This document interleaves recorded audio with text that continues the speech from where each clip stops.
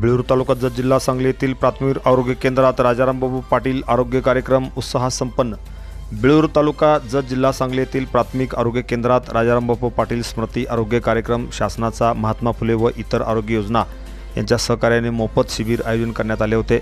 या कार्यक्रमाच्या अध्यक्ष म्हणून लोकनियुक्त सरपंच सौ विद्याश्री जखगोंड होते।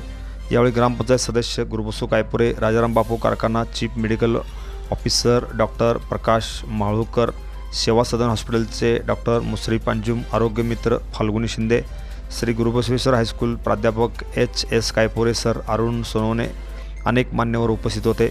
आभार प्रदर्शन वैद्यकीय अधिकारी डॉक्टर HA नदाब, वैद्यकीय अधिकारी प्राथमिक आरोग्य केंद्र बिळूर यांनी मानले।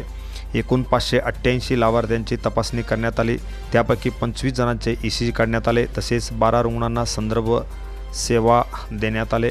45 लाभार्थ्यांचे डोळे तपासणी करण्यात आली। Press the bell icon on the YouTube app and never miss another update.